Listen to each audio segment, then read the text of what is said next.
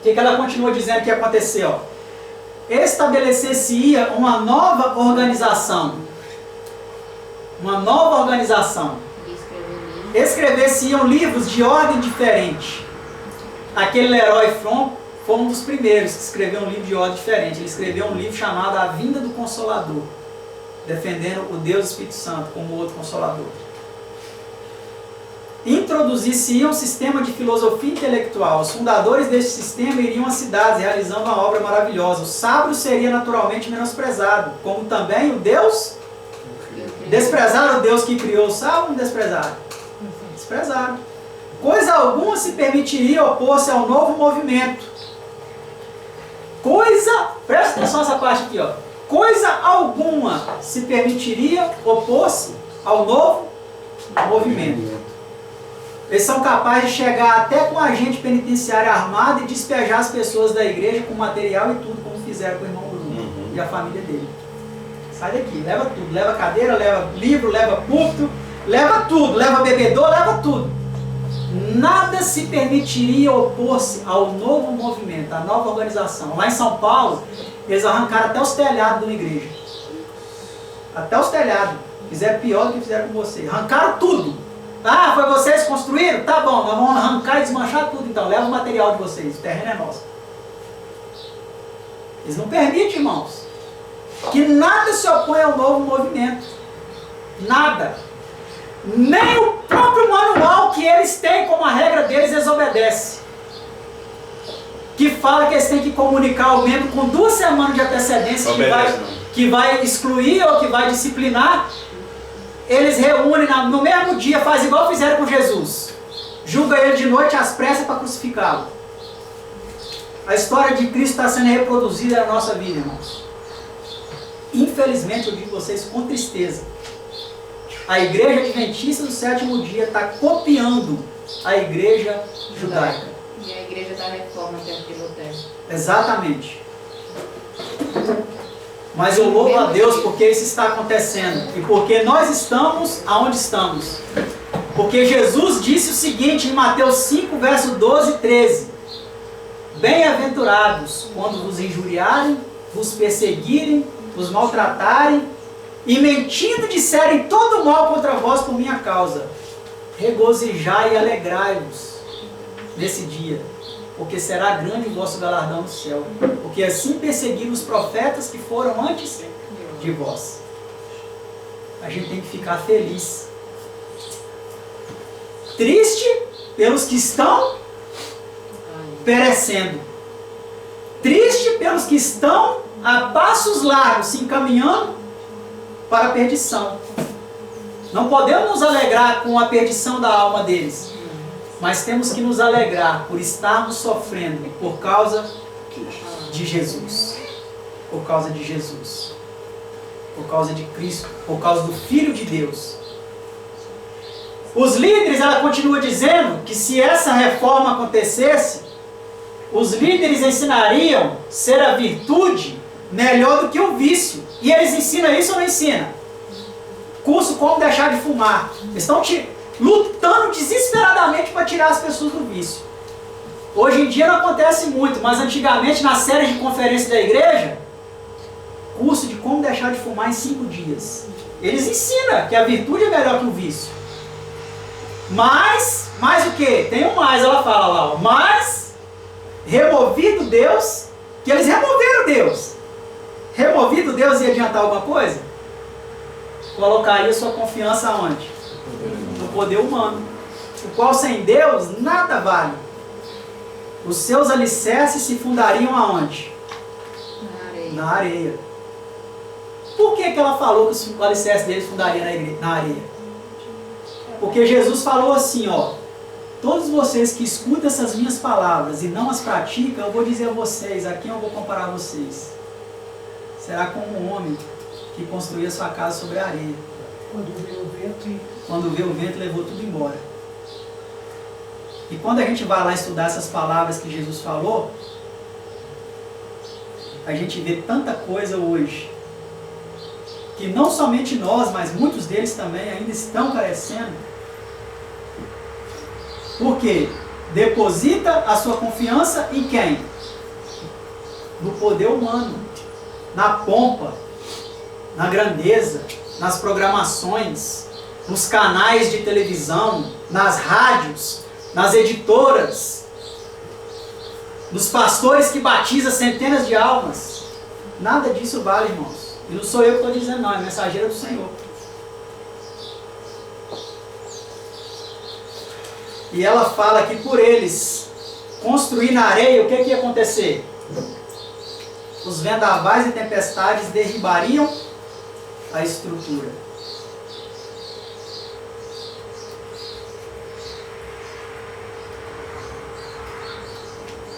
Aqui, meus irmãos, eu esqueci ainda de frisar a parte anterior. Volta aí, irmão.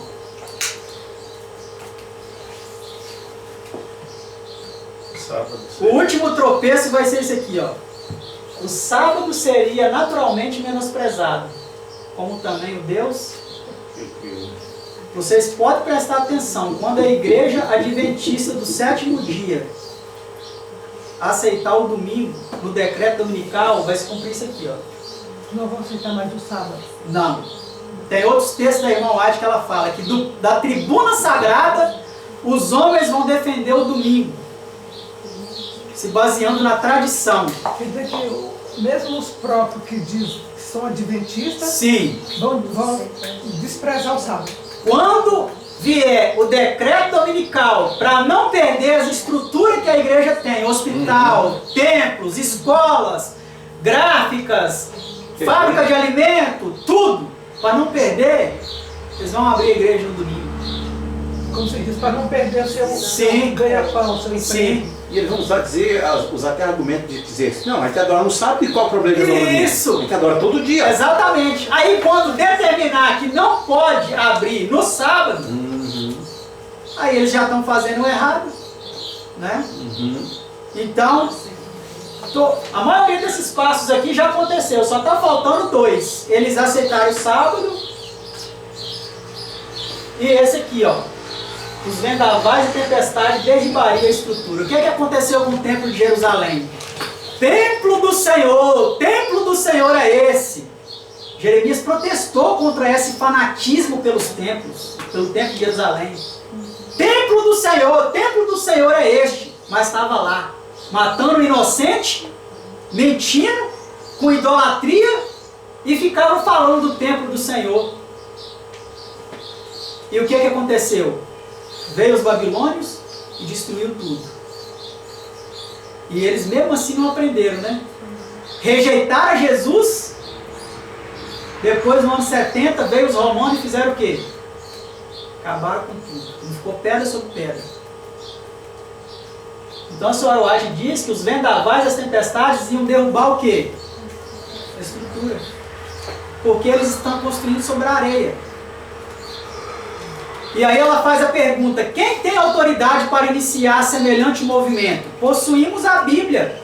Temos nossa experiência com o atestado da milagrosa operação do Espírito Santo. Porque quem mostrou a verdade a eles, meus irmãos, foi o Espírito Santo. Não foi de graça, não foi fácil. Tinha hora que eles chegavam, momentos que eles não chegavam no consenso. Estudando madrugadas adentro, um batia o pé que era de um jeito, o outro batia que era do outro. E Deus vinha sobre a mais fraca, que não entendia nada que ele estava discutindo ali. E revelava para ela. E aí eles chegavam a um consenso, sabendo que era o próprio Deus que estava mostrando a eles a verdade. E ela disse, ó, temos uma verdade que não admite contemporização alguma. Não devemos repudiar tudo que não esteja em harmonia com esta verdade? Mensagens Escolhidas, volume 1, página 204, 205, ano de 1905. Então as crenças da igreja dos últimos 50 anos, antes dela escrever isso daqui, de 1855 a 1905, hoje é considerado como erro. Quando você pega lá o livro A Trindade, dos doutores em divindade, tá lá, eu trouxe, tá lá na casa do irmão Bruno. Lá eles falam que eles erraram. Eles erraram porque eles pensaram isso e eles começam a justificar por que eles erraram. Os nossos pioneiros erraram por causa disso, disso e disso. Eles pensavam dessa e dessa forma. Nós temos um livro da nova ordem, desde que ela falou, vão escrever livros de uma nova ordem. Temos um livro dessa nova ordem que cumpre isso daqui. Que eles iam considerar aqueles ensinos como erro. Né? Então aí, ó, continuando analisando os planos de Satanás. Ó. Satanás estabeleceu seus planos para solapar a nossa fé. A senhora White, ela viu, Deus mostrou para ela, no próprio tempo dela, que Satanás tinha feito um plano para solapar a nossa fé. O que é solapar a nossa fé? Soltar no chão, na sola. Jogar no chão, pisar, fazer um escárnio.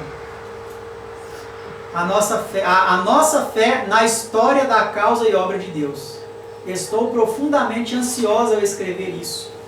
Satanás vai agir com homens em posição de destaque. É isso que ela escreveu? Está agindo. Está agindo.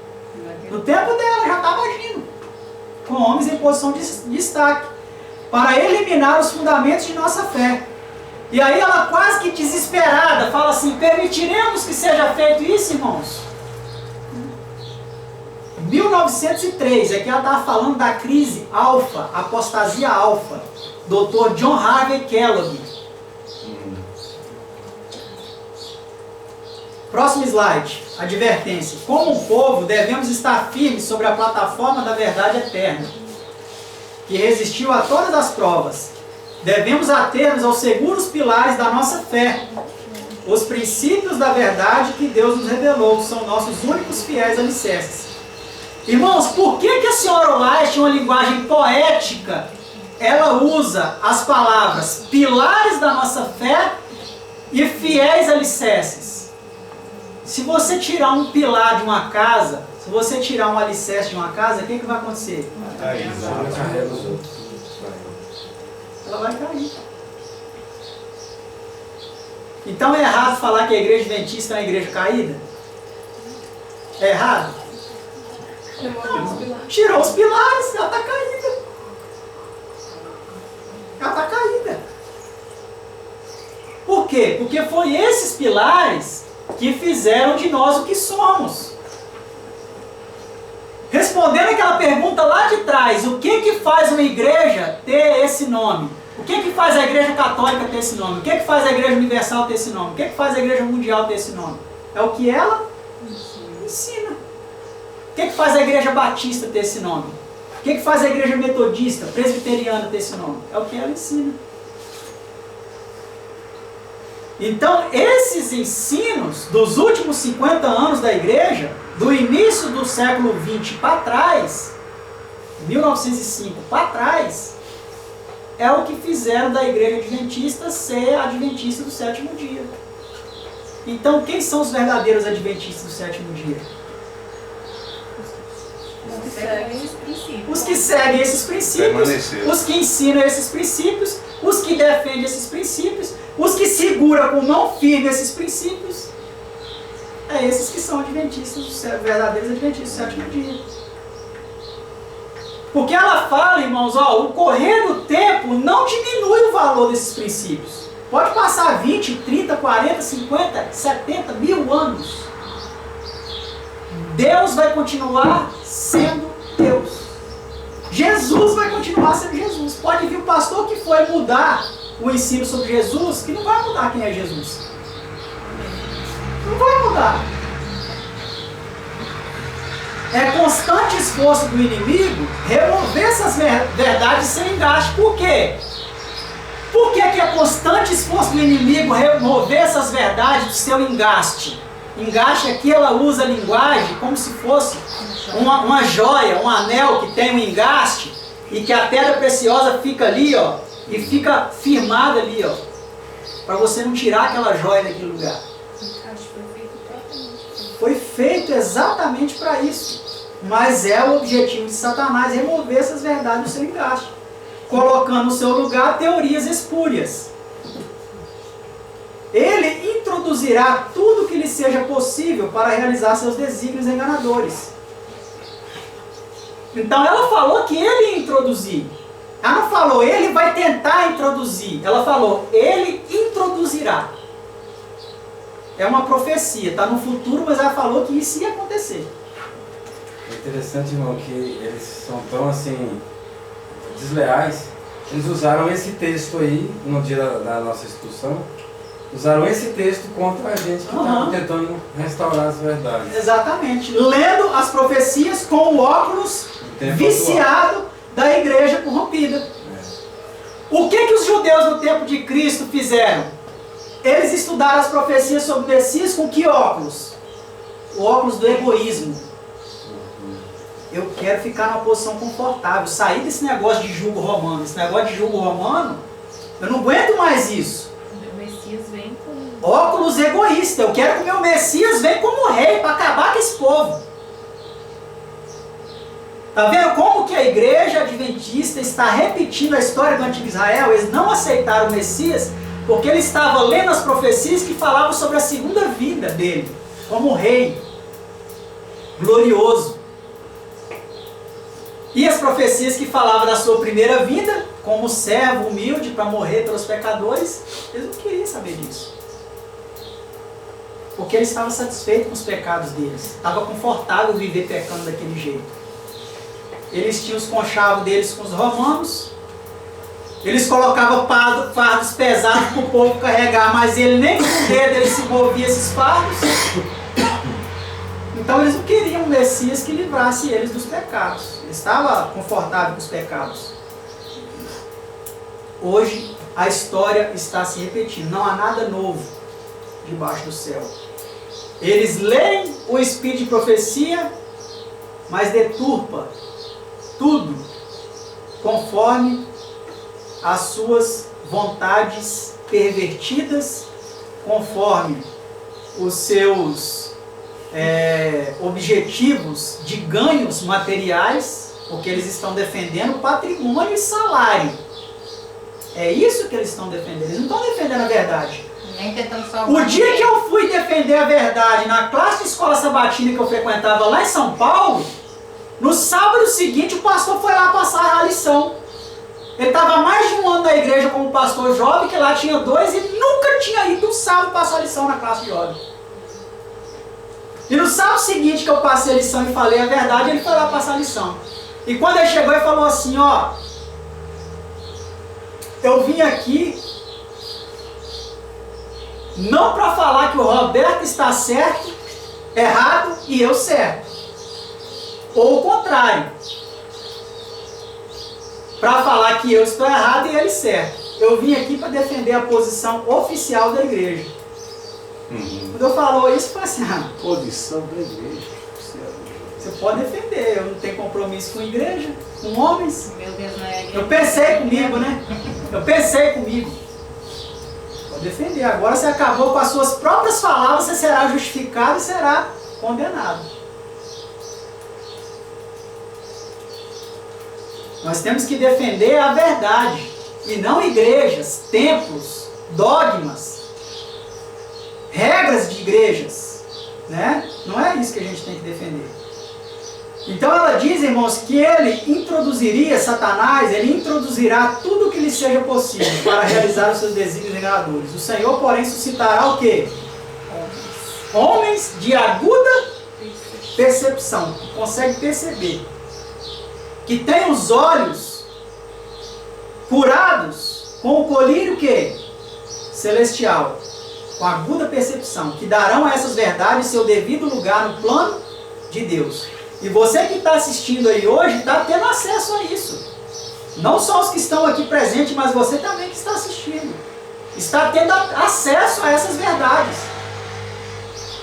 No devido lugar no plano de Deus. Mas o que você vai fazer delas já não compete a mim.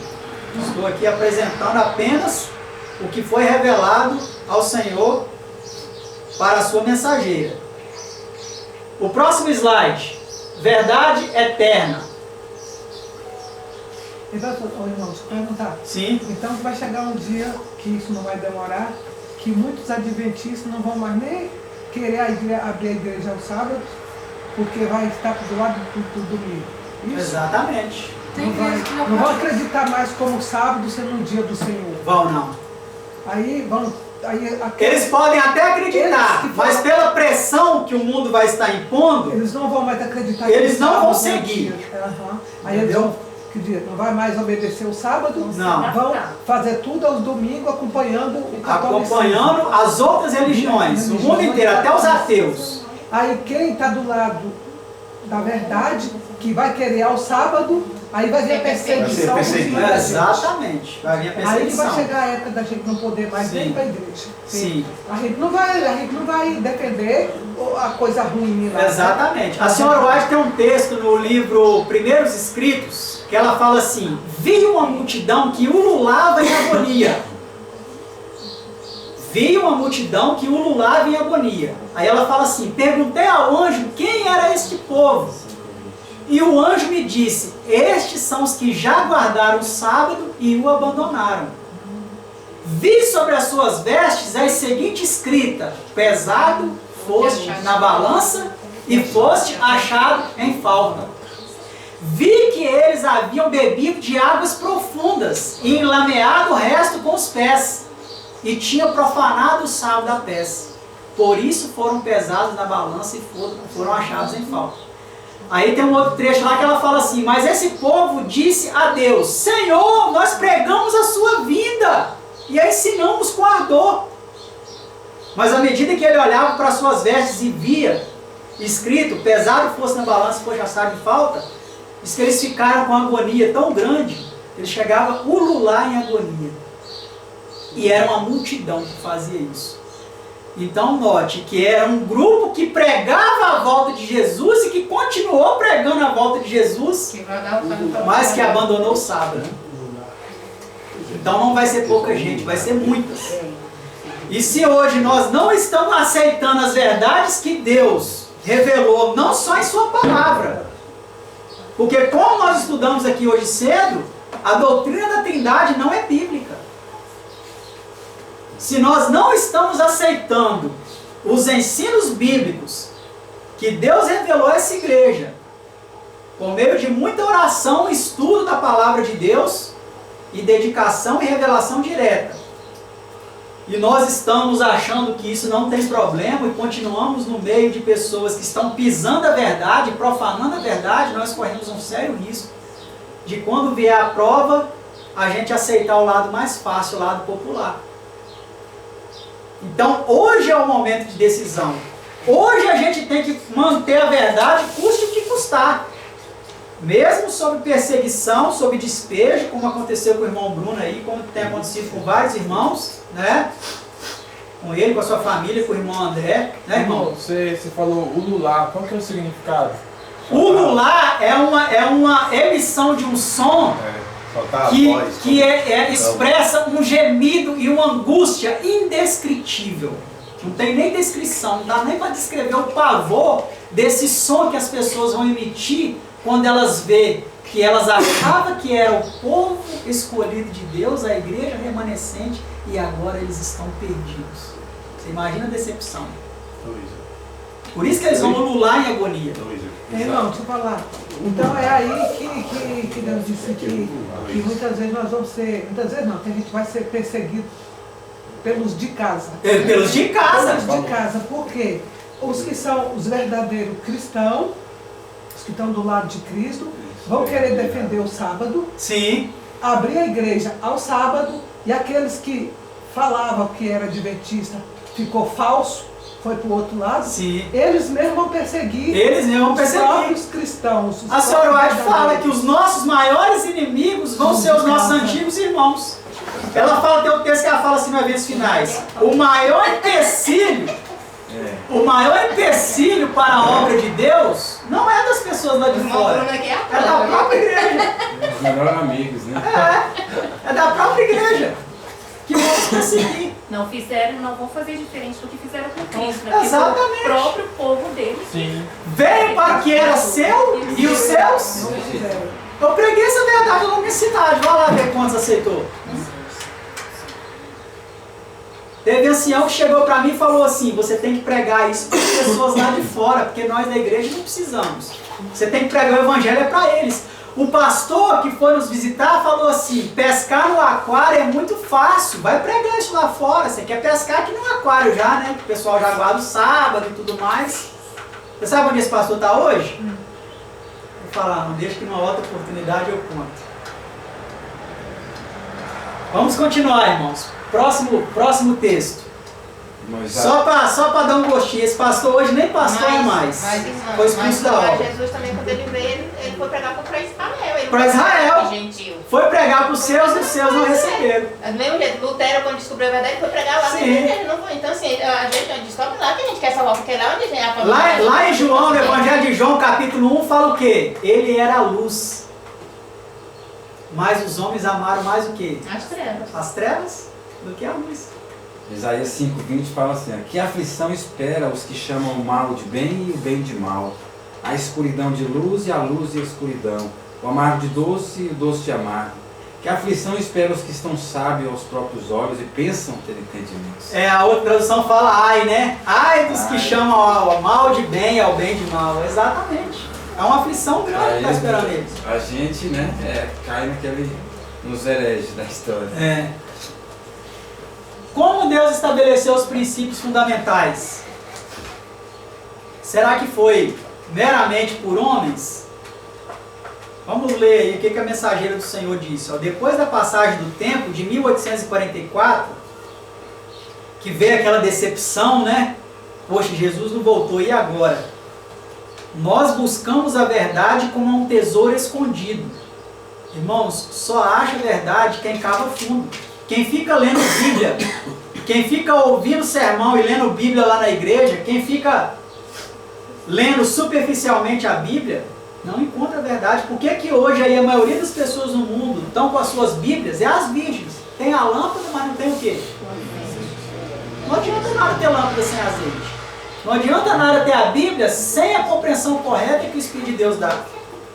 E ela fala que ele se reunia com os irmãos, estudava e orava fervorosamente. Muitas vezes ficava reunido até a alta noite.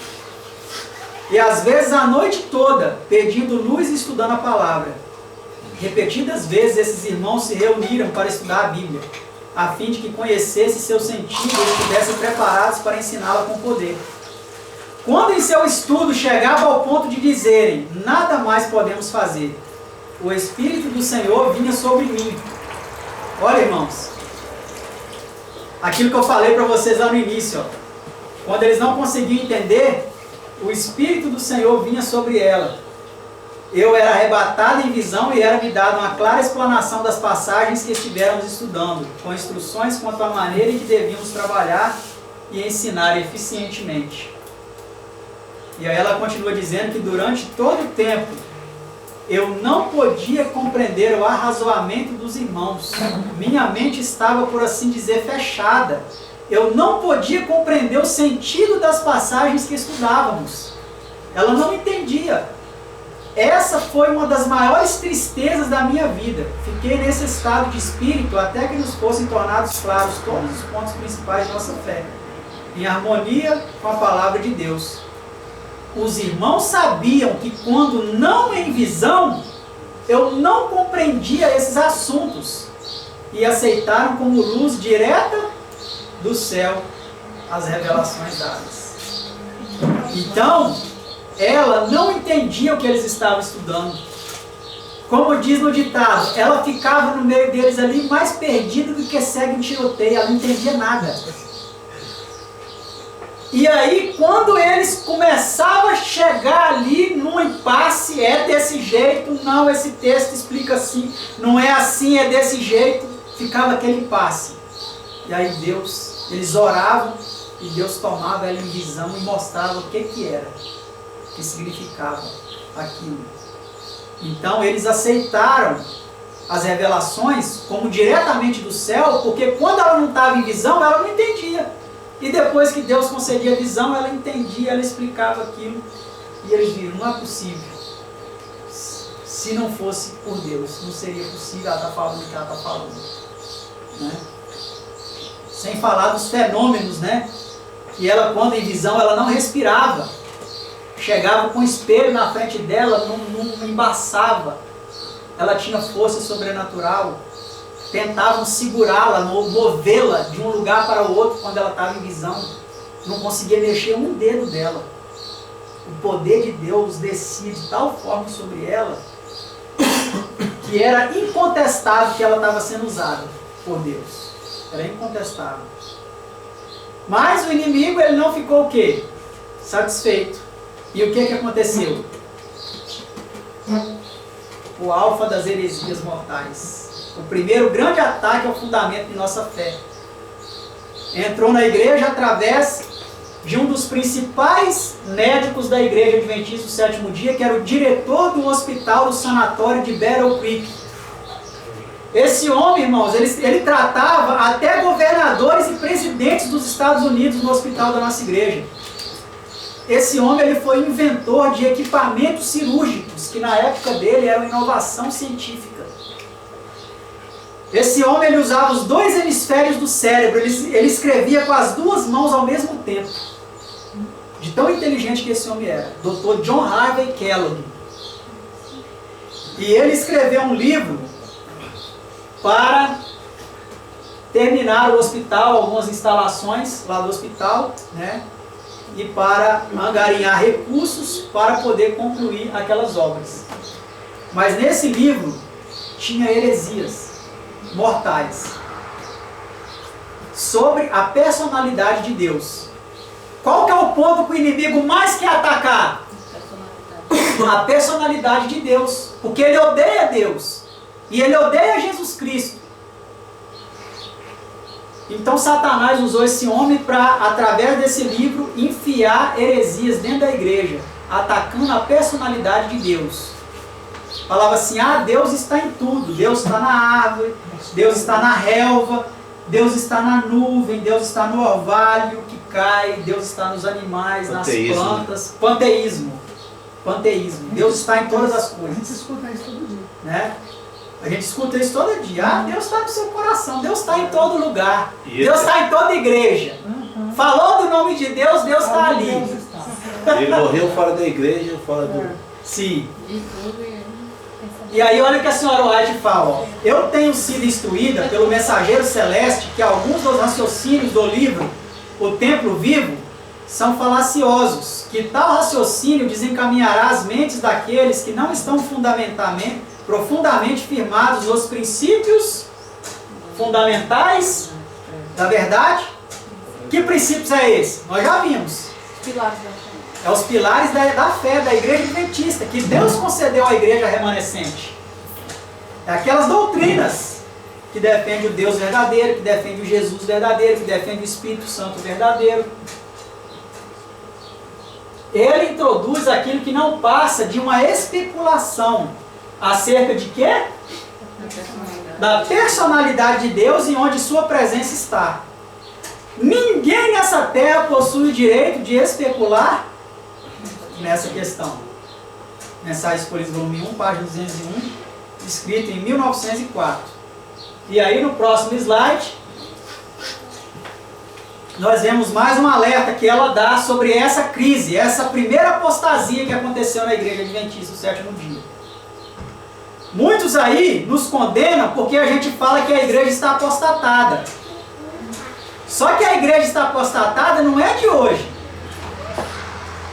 A igreja começou a entrar em apostasia enquanto a Ellen White estava viva.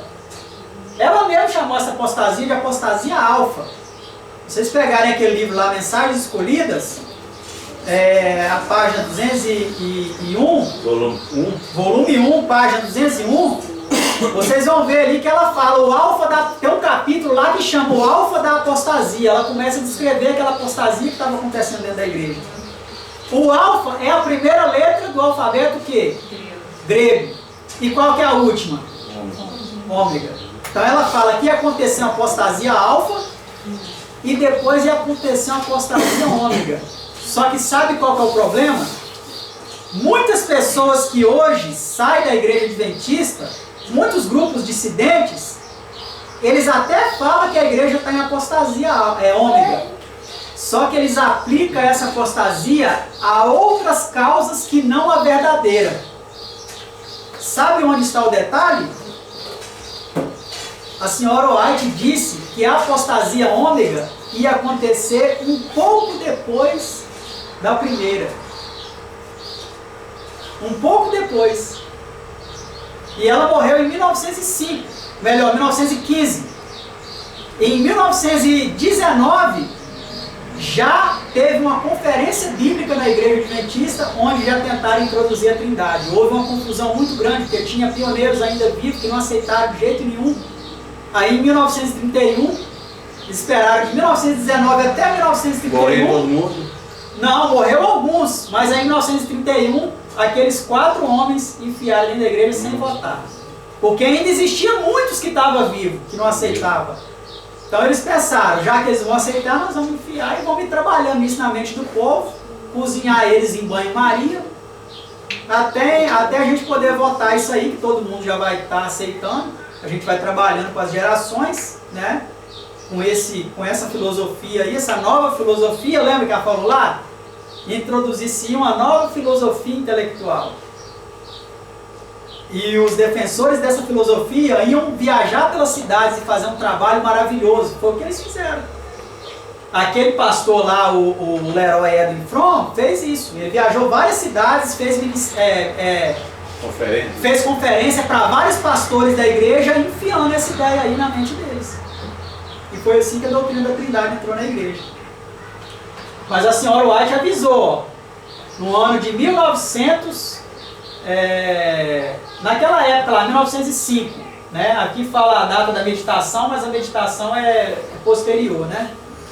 Ela disse assim, ó: aqueles que procuram remover os velhos marcos. O que são marcos, irmãos?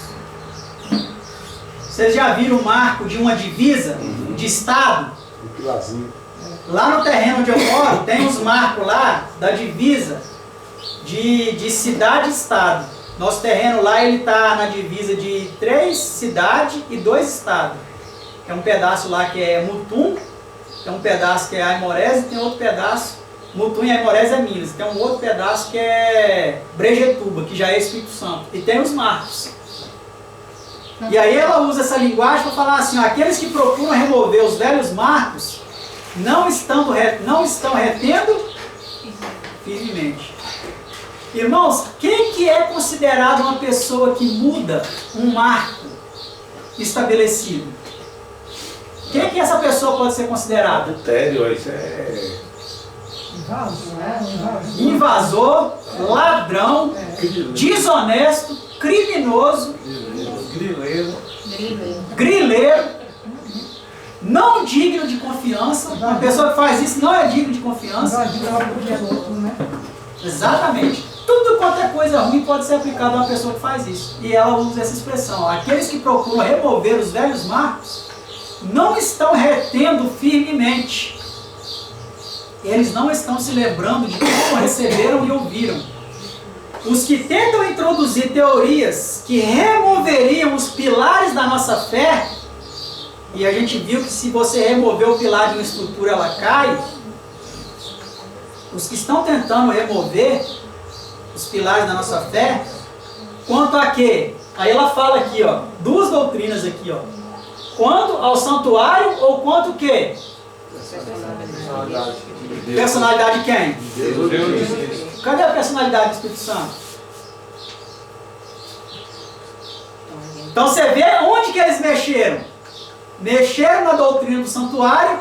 Agora Jesus, ele não vai fazer expiação. Ele já fez lá na cruz. Ele não vai fazer. Ele não está fazendo agora, depois de 1644. Ele já fez lá na cruz. Vai lá no seu certificado de batismo na doutrina do santuário e não vê assim, ó: creio que a expiação foi consumada na cruz e que Jesus continua a aplicar os méritos de seu sangue sobre o pecador arrependido. Vai lá para ver se não está assim. Mudaram. Arrancaram o marco antigo. E arrancaram, removeram o marco da personalidade de Deus ou de Cristo. Agora não é 2 personalidades. É 3. É 3 personalidades. E ela fala que os que fizessem isso estariam agindo como quem? Cegos. Por isso que é uma igreja que precisa do colírio do Espírito Santo. Por que, que a igreja está na condição de Laodiceia? Porque ela acha que ela é rica, que ela tem toda a verdade, que ela não precisa que ninguém ensina nada para ela. Eu estou rico e abastado e de nada tenho falta. Mas não sabe. E a palavra não sabe é não sabe mesmo. Eles acham que eles são ricos. Você falar assim, rapaz, você está errado. Você é um miserável. Nossa, irmão, que isso, me chamando de miserável? Tenta chamar um adventista de miserável, você vê que vai te falar. Você é um desgraçado, rapaz. Sai dessa situação. Desgraçado, irmão. Jesus morreu por mim, eu estou na graça de Cristo. Mas lá no Apocalipse fala, não sabe. Ele não sabe mesmo, ele acha que ele é alguma coisa. Mas ele é um miserável, desgraçado, pobre, cego e nu. Olha lá. Removeria os pilares da nossa fé quanto ao santuário, a personalidade de Deus ou de Cristo, estão agindo como cegos.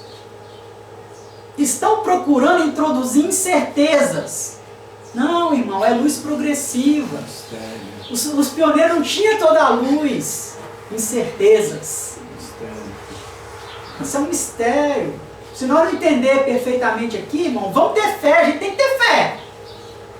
Vamos ter fé que no céu nós vamos entender. Não vai, irmão. Se não entender aqui, no céu não vai entender, muito menos. Porque o que está na palavra de Deus, nós temos que entender. E na palavra de Deus não tem trindade. Estão procurando introduzir incertezas, deixar o povo de Deus à mercê das ondas, sem uma âncora. E um barco sem âncora, o que vai acontecer com ele? O vento leva, né? E eles falam, não sai do barco não! Não sai do barco não! Fica no barco!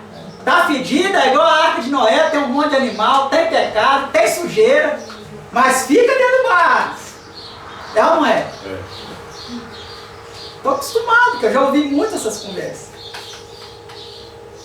Fábulas. O problema é que nós não estamos saindo. Eles expulsaram nós de lá. Sim.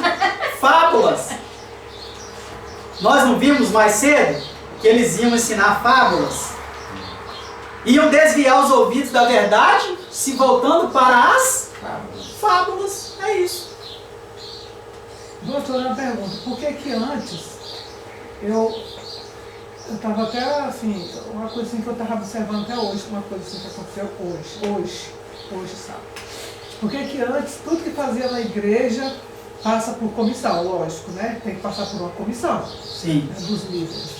E antes levava para a igreja votar contra ou a favor. Isso. Né? E hoje eles fazem, eu acredito, não sei, que eles fazem a comissão e não leva para a igreja provar ou não.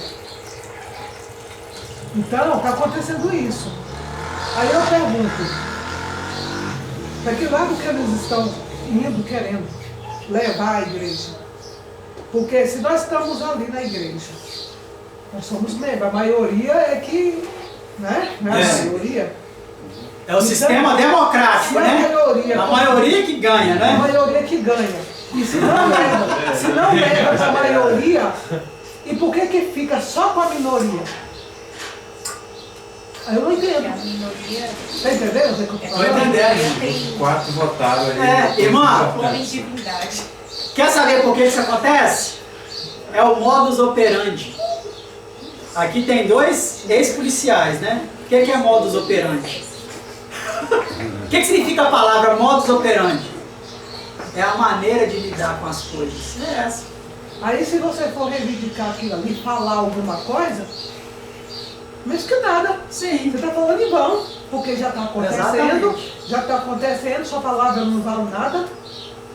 Tem que ficar só nos dando quem fez como se diz, a comissão, e nós, como os membros, simplesmente temos que aceitar. Tem que aceitar.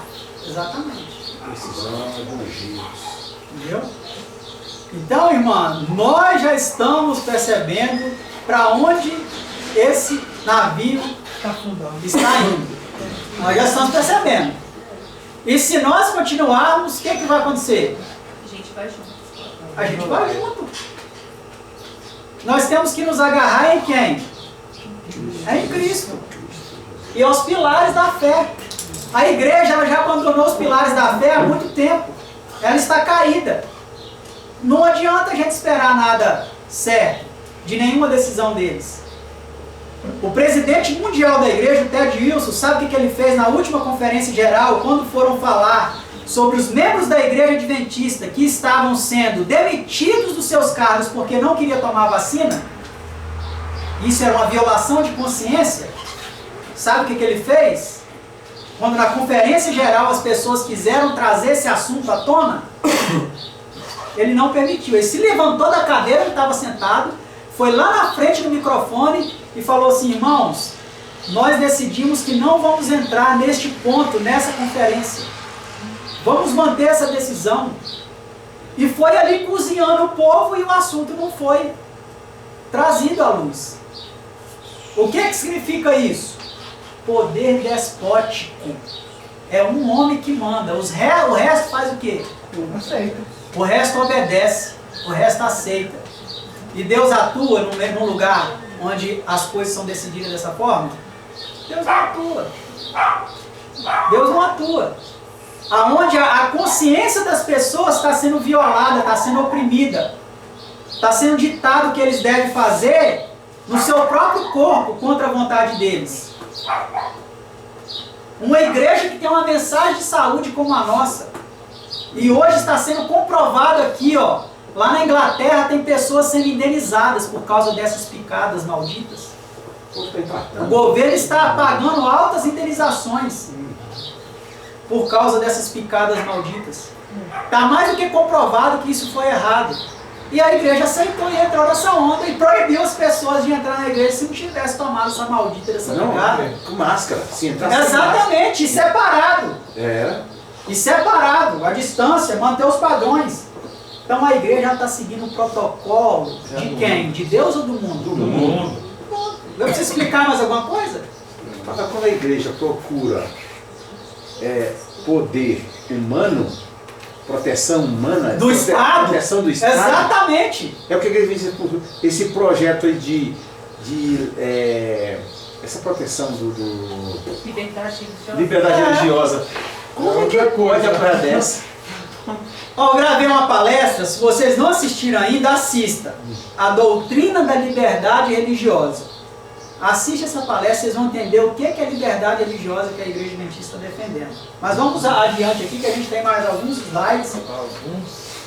Você já sabe, né? Vamos lá então, vamos adiante.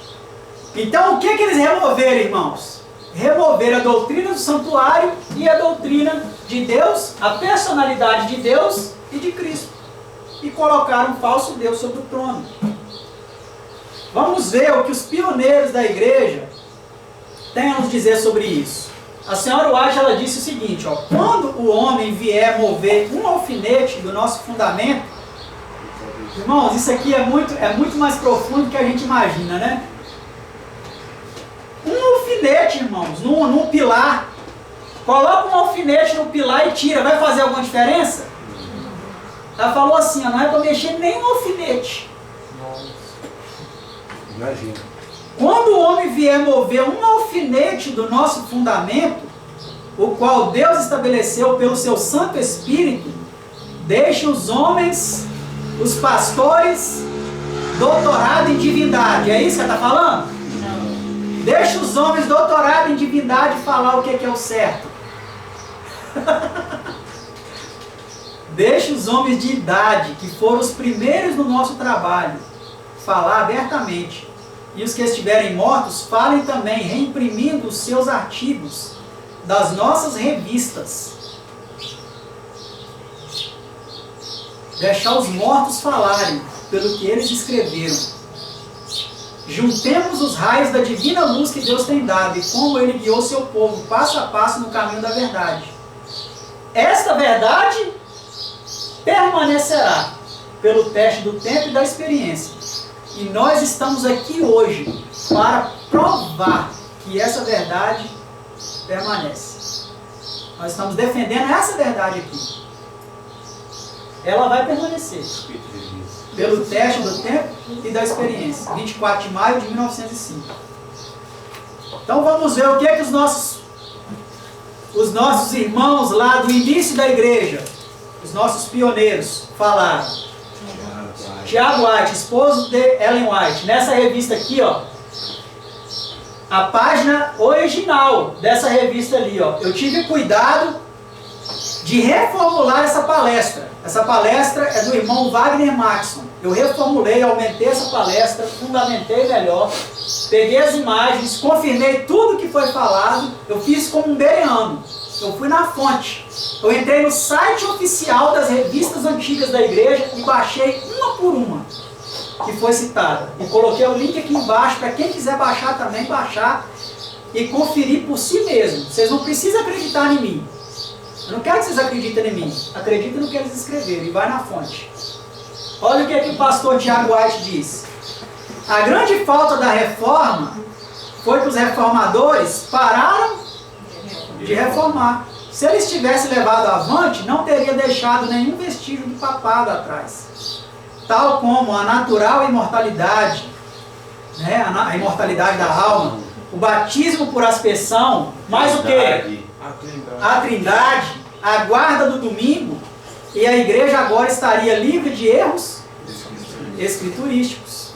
Tá aí, ó, na review And Herald, And Sabbath Herald, página 148 a 149, e a página do PDF, quando vocês baixarem aqui o PDF, como eu baixei, vocês vão ver que na página do PDF, a página 4 e 5, foi escrito no dia 7 de fevereiro de 1856.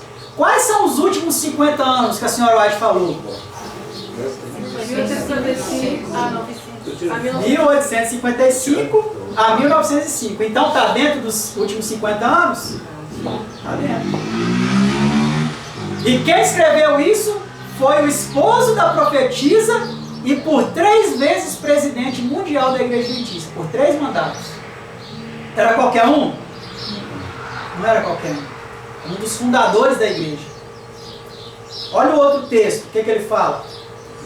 E aqui naquele outro link que eu coloquei aqui em cima, esse aqui, ó, vocês vão ter essa revista, vocês vão ter vários outros textos do Tiago White falando sobre a doutrina da Trindade, condenando. Nesse link aqui, ó. Então vocês podem clicar no link lá depois. Vocês vão ver vários outros textos dele. Eu posso passar esse slide para vocês depois. Olha o outro texto, ó. Eu estava certo quando disse que a doutrina da Trindade degrada a expiação. Olha aqui, ó. Olha o que ele escreveu, ó. Eu estava certo quando disse que a doutrina da Trindade degrada a expiação. Por quê? O que nós vimos lá falando sobre a expiação? Que Jesus, ele ia ainda fazer a expiação, né, após a sua morte, a partir de 1844. E a doutrina da Trindade, o que ela fala? Não, a expiação foi feita na cruz. Jesus morreu na cruz, já fez a expiação por nós. Trazendo o sacrifício, o sangue pelo qual fomos comprados, para baixo, num padrão de comprometimento. 1863. Aí, ó. Vendo? O texto é esse aqui, ó, dessa revista, né? Pode colocar. O texto é esse aqui, ó, que eu coloquei em amarelo. O texto é um pouco maior, tá? Nos links aí vocês vão ter o link para poder baixar a revista. E nós vamos agora ver o próximo pioneiro da igreja, o que ele falou sobre essa doutrina. Porque nós estamos seguindo aqui o conselho de quem? Quem escreveu que a gente deveria ler o que os homens no início da obra escreveram? Ela falou assim, ó: quando vier um homem mexer um alfinete no nosso fundamento, deixa os homens antigos falarem. Mesmo os que estão mortos, deixa eles falarem através dos seus escritos. É isso que nós estamos fazendo. Deixando os homens que já estão mortos falar. Não é o Roberto que está falando nada aqui. é os fundadores dessa igreja, é os pioneiros dessa igreja. Olha o que é esse aí, ó. O Lothborough, John Norton Lothborough, disse: essa doutrina da Trindade foi trazida para a igreja quando? No mesmo tempo. No mesmo tempo em que a adoração de imagem e a guarda do domingo. Foi no mesmo tempo que essa doutrina entrou na igreja cristã. Não é mais do que a doutrina dos peças remodelada. E eu, irmãos, enquanto eu não pesquiso o negócio a fundo, até o osso, eu não sossego. E eu fui pesquisar isso aqui, ó. E o resultado está naquele livro que eu passei para vocês. A suplantação do mistério e a perpetuação dos conceitos trinitários. Lá vocês vão ter em mínimos detalhes como que a doutrina da Trindade entrou na igreja. Na mesma época que a adoração de imagem, que a guarda do domingo. Na mesma época, terceiro e quarto século da era cristã. E na época da ascensão do papado. Foi na mesma época, nós vamos ver aqui um outro pioneiro falando, foi na mesma época que o papado teve a sua supremacia. A igreja apóstata, né? A igreja apóstata de Roma, ela foi erguida na mentira, com a mentira. Vamos para o próximo pioneiro. John Navis Andrews.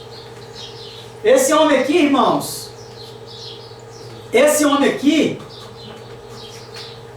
infelizmente, uma universidade famosa da Igreja Adventista dos Estados Unidos, Faculdade de Andrews, leva o nome dele.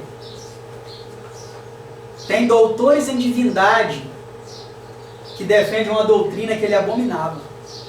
Imagina um homem desse ressuscitar hoje e ver que colocaram o nome dele numa universidade de doutores em divindade que destrói a personalidade de Deus.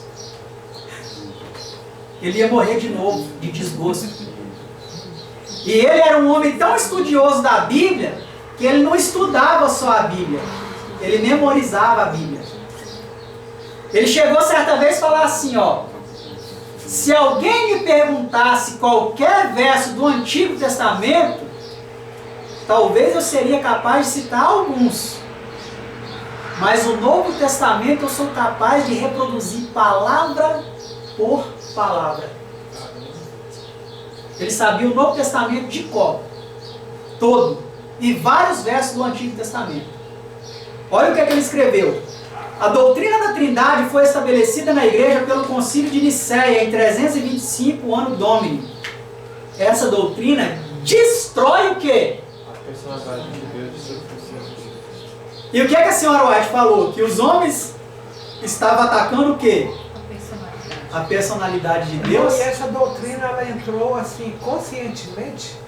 Ela entrou por debaixo dos panos com aqueles 4 homens. E aí, Teve guerra dentro da igreja. aí quando o povo descobriram, já estava ali.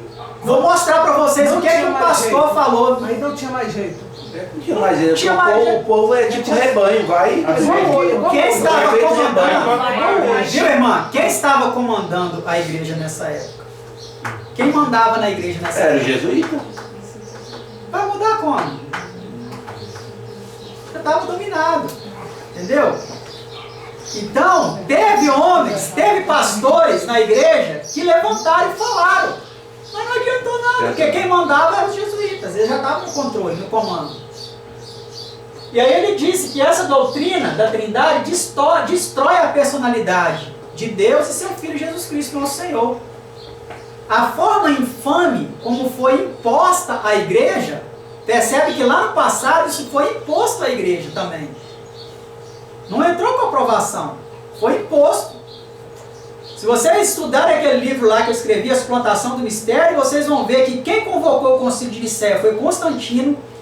Quem supervisionava os debates que aconteciam na igreja, no concílio, foi Constantino. Quem determinou qual ala que deveria ser aprovada como a correta foi Constantino. Constantino mandou em tudo. E depois, o que ele fez com Ário, que foi praticamente o único em defesa da verdade? extraditou esse Ario para outro lugar, depois ficou com a consciência pesada, porque sabia que ele estava certo, mandou ele de volta e extraditou o Atanásio para outro lugar. Olha a bagunça.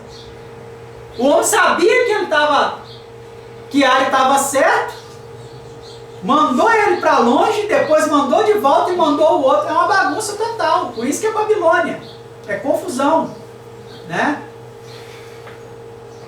Então ele fala aqui que isso aparece nas páginas da história eclesiástica, que causa aos que acreditam na doutrina corar de vergonha. Então eles deveriam ter vergonha de acreditar numa doutrina dessa, que foi estabelecida dessa forma tão corrupta na igreja cristã. E ele escreveu isso no dia 6 de março de 1855. Está dentro daquele período, né? De 50 anos. Então note que a doutrina que a igreja tinha nessa época, além de nós termos visto no anuário da igreja, naqueles anuários antigos, nós estamos vendo aqui agora nas revistas desses homens. Aí quando vier um pastor mal intencionado e falar assim, não, isso aí era um e outro na igreja, tinha os que acreditavam na Trindade, mas tinha também os que não acreditavam na Trindade. Aí você mostra esses textos aqui para eles. Ó. Era só coisa do Uriah Smith, foi ele que escreveu essas doutrinas. Aí você mostra aqui para eles, ó. Pastor J.N. Andrews, pastor John Norton Loughborough, pastor Tiago White, pastor John Naves Andrews e outros mais que a gente vai ver, né? Então olha a Ellen White que ela disse, ó, esse você aqui, ela está falando para o médico lá, o John Harvey Kellogg. Você não está totalmente esclarecido sobre a personalidade de Deus, que é tudo para nós como um povo. Você praticamente destruiu o próprio Senhor Deus. Ellen G. White para John Harvey Kellogg, carta 300, página 7, 1903. Está aí o link, vocês podem ler depois, no próprio site dos escritos de Ellen White, que a mesma razão da crise alfa, o ataque à personalidade de Deus, seria a mesma razão da crise ômega, o ataque à personalidade de Deus. E hoje muitos dissidentes aí falando que não, que é sobre o perfeccionismo, que é sobre o misticismo entrando na igreja, a oração centrante, né? A meditação budista dentro da igreja. Isso é consequência tardia já da apostasia que começou lá atrás, na década de 20, na igreja, com a introdução da Trindade. Quando você abre a porta para doutrinas de demônios, entra enxurrada de demônios, trazendo todas as suas imundícias. E foi isso que aconteceu, né? Removeram os pilares, a igreja está caída porque removeram os pilares e os demônios tomaram conta. Tanto que hoje, até as abominações mais detestáveis têm acontecido dentro da igreja e as pessoas ficam um tempo lá excluídas da igreja, depois rebatiza e continua seguindo a vida normal, praticando seus pecados, aceito, recebendo tapinha nas costas, recebendo, olá irmão, que bom que você está aqui. É assim que funciona. Batiza e continua isso, o erro lá atrás. Exatamente. Tem casos de pessoas que rebatizam 4, 5, 6 vezes. Que bagunça é essa? Aqui, né? Que bagunça é essa? É como uma pancada, moço. Batizou. Vamos ver outro pioneiro. O que é que ele fala? O irmão Cottrell.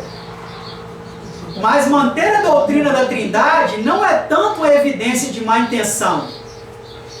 Às vezes não é má intenção. Tem muitos irmãos que estão mantendo essa crença. Não, irmão, a Trindade está certa. Não é má intenção, eles são pessoas sinceras. É isso que ele está dizendo aqui. Não é sinal de má intenção, mas é um sinal de quê? Embriaguez. Embriaguez, eles estão embriagados. Sinal de embriaguez daquele vinho do qual todas as nações beberam.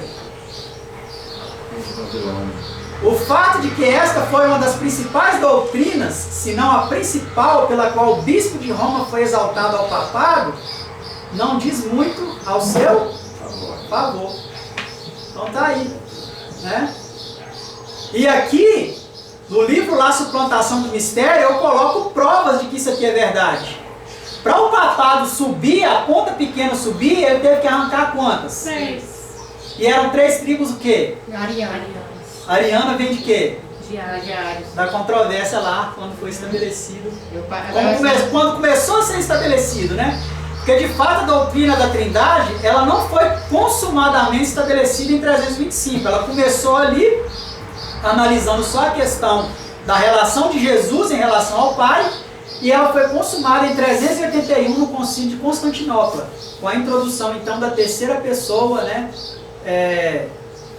No Concílio Niceno-Constantinopolitano, né? Que é seguido hoje não só pela Igreja Católica, mas por todas as igrejas. Eu tenho lá em casa um livro da Igreja Assembleia de Doutrinas, e no final do livro tem Credo Niceno-Constantinopolitano, está lá escrito. Então é isso que eles seguem, né? Foi a doutrina que fez com que o papado fosse exaltado à sua posição de autoridade, a doutrina da Trindade. a doutrina da Trindade é como a história do sapo. Você pega um sapo, joga ele dentro da água quente, ele pula, né? Põe ele na água fria e começa a esquentar, que ele morre lá dentro do sapo. Mas foi assim, quando eles chegaram com a doutrina dentro da igreja adventista, todo mundo saltou fora. Aí eles vieram por debaixo dos panos, deixaram lá esquentando, e todo mundo agora aceita. Exatamente. Exatamente. É isso que aconteceu. O próximo slide. Mais um texto aí do pastor John Norton Loughborough. Objeções à Trindade. Está naquela revista lá. Número 1, é contrário ao senso comum. Número 2, por que o senso comum? Tem como ser São 3, mas é um só. Não tem como, né? Não existe essa matemática, nem na matemática. 3, são 3, mas é um só. É igual ao ovo, é um ovo só, mas tem casca, clara e gema. É igual à água. Ela tem o estado sólido, líquido e gasoso, mas tudo é água. Né? Então é as fábulas que são usadas. Desvia os ouvidos da verdade, desvia os ouvidos da palavra de Deus e defende a heresia com fábulas. Com fábulas. Né? É como se fosse uma empresa com 3 sócios. Tem um vídeo aí rolando na internet aí de um pastor famoso da Igreja Adventista falando isso. Ele pediu a opinião dos alunos dele. Né? É como um time de futebol, tem defesa, meio de campo e ataque. Olha os absurdos. Esses são os absurdos que se usa. Por isso que é contrário ao senso comum. O 3 em 1 e o 1 em 3. É contrária às escrituras. Não está na Bíblia. Sua origem é pagã e mitológica. Basta ver o livro lá, A Suplantação do Mistério. Tinha trindade no Egito, tinha trindade na Babilônia, tinha trindade na Grécia, tinha trindade em Roma, tinha trindade na China, nas religiões orientais, tem trindade. Em tudo quanto é religião pagã tem trindade. Na maçonaria tem trindade. Na maçonaria, no satanismo tem trindade, nas religiões africanas tem da trindade. maçonaria é um triângulo. É um triângulo, exatamente. Não é muito coerente. A quarta objeção à Trindade não é muito coerente ao senso comum falar de 3 sendo 1 e de 1 sendo 3, ou como alguns expressam, chamado Deus triuno ou Deus 3 em 1. Então, o que é que eles dizem? Eles falam assim, não, aqui os pioneiros estavam atacando as outras trindades, não a trindade que entrou agora na igreja. Essa aí essa é a certa. Tem a trindade falsa e tem a trindade verdadeira. Mas não é isso que os adventistas defensores da trindade falam? É o Deus triuno, ou Deus 3 em 1. Se Pai, Filho e Espírito Santo são cada um Deus, seriam 3 deuses. Pois 3 vezes 1 não é 1, mas 3. 5 de novembro de 1861. É como o ecumenismo. Ele diz que tem o ecumenismo bom e o ecumenismo ruim. Exatamente. Exatamente, é isso que é falado, né? Vamos ver agora o Uriah Smith. Né? Uriah Smith. mais conhecido por nós na expressão aí abrasileirada como Urias Smith, né? Mas a pronúncia em inglês é Uriah Smith. Mas, com respeito ao Espírito, a Bíblia usa expressões que não podem se harmonizar com a ideia que é uma pessoa igual ao Pai e ao Filho. Ao contrário, mostra que há uma divina influência de ambos. O meio pelo qual se fazem representar e pelo qual se manifesta o poder através de todo o universo. Mas quando não estão pessoalmente presentes. Cristo é uma pessoa, agora oficiando como sacerdote no santuário do céu. E no entanto ele diz que onde quer que 2 ou 3 estejam reunidos em seu nome, ele está lá no meio. Mateus 18, 20. Como? Não pessoalmente, mas por seu Espírito, como nós vimos hoje de manhã, né? Nos versos bíblicos.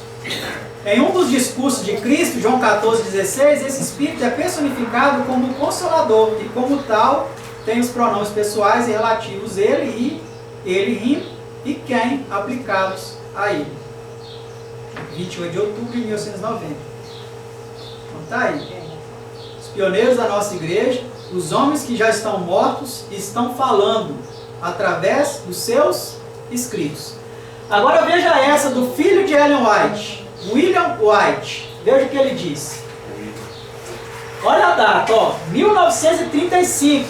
A doutrina da Trindade já tinha ou não tinha entrado na igreja? Então aqui não há desculpa de falar assim, não, a doutrina que entrou na igreja da Trindade é a Trindade correta. Aqui não dá para falar isso, porque olha a data, 1935. As declarações e os argumentos de alguns dos nossos, o quê? Ministros, em seu esforço para provar que o Espírito Santo era um indivíduo, como é Deus o Pai e Cristo, o Eterno Filho, tem me deixado muito alegre como uma luz progressiva que entrou na igreja. É isso que ele falou? O que é que ele falou? Tem que deixar perplexo.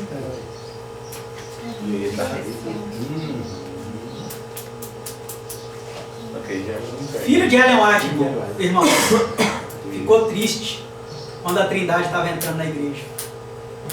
Minhas perplexidades diminuem um pouco quando eu apresento no dicionário, quando eu aprendo, melhor dizendo, no dicionário, que um dos significados de personalidade, qual foi a doutrina que o diabo atacou na igreja? Personalidade de Deus. Personalidade de Deus e de Cristo. Ele fala que quando ele aprende no dicionário, que um dos significados de personalidade são as características. Como eu concluo, está declarado dessa forma que existe uma personalidade sem forma de corpo, possuída pelo Pai e pelo Filho. Ambos têm as suas personalidades distintas. William White, 30 de abril de 1935. Né? Então está aí, ó. Está no site Arquivo X da IASD, essa carta original, se vocês quiserem clicar no link lá depois e ver em inglês essa carta dele, eu coloquei só a tradução, tá bom? Vocês vão comprovar que ele realmente demonstrou por meio de carta que ele ficou triste quando a doutrina da Trindade estava entrando na igreja. Mais uma do pastor John Norton Loughborough. Aprendemos que por esta linguagem que quando nós falamos do Espírito de Deus, nós estamos falando na verdade de quê? De sua presença e poder. 13 de setembro de 1898. Então você vê aquelas primeiras declarações dele, lá atrás, ele continuou mantendo esse pensamento, ó, já quase no final do século XIX. Ele usa a palavra nós, né? Hã? Ele usa a palavra nós. Exatamente. Nós significa ele falando em nome da igreja adventista. Os adventistas pensavam assim, né? Então tá ali os links, ó, dessa afirmação da revista adventista. O primeiro link ali, ó, o link onde tá essa revista aí, ó, Review and Herald, de 13 de setembro de 1898. Vocês que clicarem naquele link ali, vocês vão ser encaminhados para a biblioteca das revistas adventistas antigas. Vocês vão poder baixar ela em inglês. Eu coloquei ali só a tradução. E aí nesse link aqui, ó, o segundo, vocês vão ver um site dos Estados Unidos com isso aí traduzido. Se se vocês tiverem o Google Tradutor, já sai tudo traduzido. Entendeu?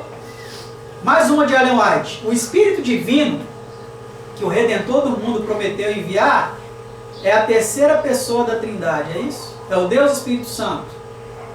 Não. É isso que ela descreveu? O Espírito Divino que o Redentor do mundo prometeu enviar é quem? Presença, poder de Deus. É a presença e o poder de Deus. Não é uma terceira pessoa. Revista Sinais dos Tempos, 23/11/1891, parágrafo 1. Tá? E essa aqui está no site oficial dos escritos de Ellen White. Ó. Se vocês clicarem ali, vão ver essa citação aí no site. E nesse link aqui, pode passar o próximo. Nesse link aqui, ó, vocês vão ver o que os pioneiros escreveram sobre o Espírito Santo. Aqui vocês vão ter vários outros textos dos pioneiros da igreja descrevendo quem é o Espírito Santo, de fato, tá bom? Não deu para colocar tudo aqui porque isso é aí muita tem como coisa. passar por e-mail, mano? Tem como passar por e-mail? Tem como passar até pelo WhatsApp, eu acho. Aí eu mando para vocês a palestra, aí vocês vão confirmando tudinho, tá bom? Vamos pro próximo slide.